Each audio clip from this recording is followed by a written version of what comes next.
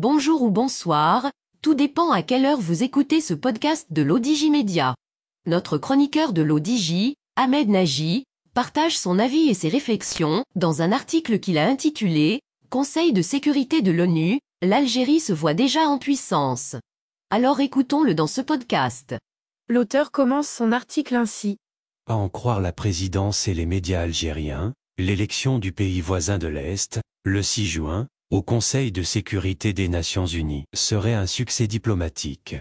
L'absence de réalisation d'un régime en mal de légitimité peut pousser au ridicule. Le Conseil de sécurité des Nations Unies vient de renouveler la moitié des sièges de ses 10 membres non permanents, comme il le fait normalement chaque année, depuis 1965.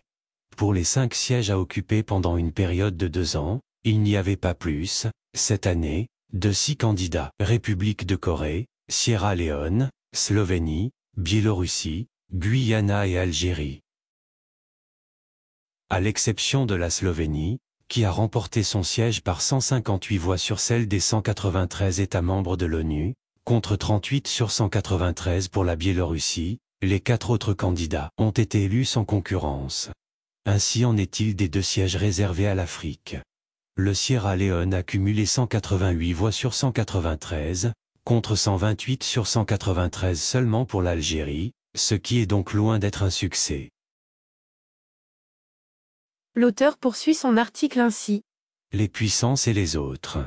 Les 5 nouveaux membres non permanents du Conseil de sécurité de l'ONU vont rejoindre le Mozambique, le Japon, l'Équateur, Malte et la Suisse, qui ont été élus l'année écoulée. Outre, bien sûr, les 5 membres permanents que sont la Chine, la France, la Russie, le Royaume-Uni et les États-Unis, et qui jouissent d'un droit de veto. L'élection en tant que membre non permanent au Conseil de sécurité de l'ONU n'est, bien entendu, pas dénudée d'importance. C'est l'opportunité pour un pays de faire entendre sa voix et de soigner son image à l'international, mais il n'en devient pas pour autant l'égal des membres permanents, que sont les grandes puissances nucléaires de la planète. L'auteur ajoute ainsi. Illusion de grandeur, le communiqué publié par la présidence algérienne, suite à cette performance diplomatique se distingue, toutefois, par son caractère démesuré.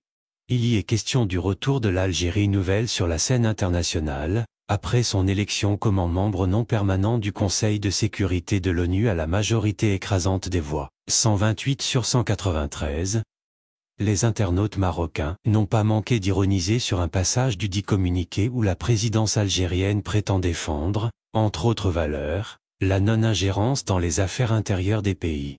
Pour ne pas préjuger des mauvaises intentions de la présidence algérienne, il est fort probable que la virtuelle République des Polisariens, sise dans les camps de Tindouf, soit désormais considérée comme une affaire entièrement interne.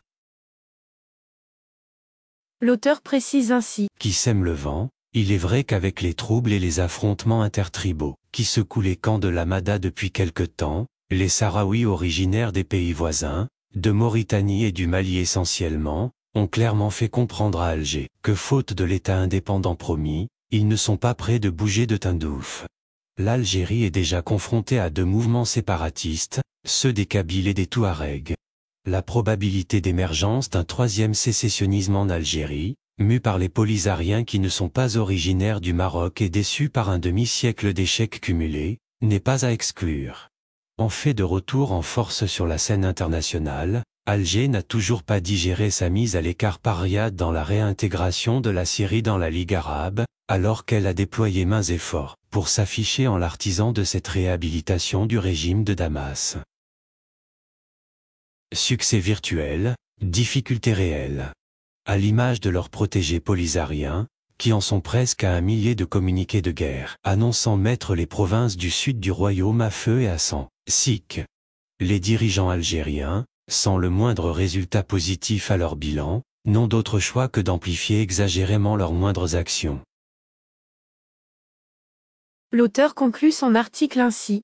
Quant à l'affaire du Sahara, l'Algérie aura bien du mal à infléchir la position de l'ONU, qui soutient la proposition marocaine d'autonomie élargie dans ses provinces du Sud.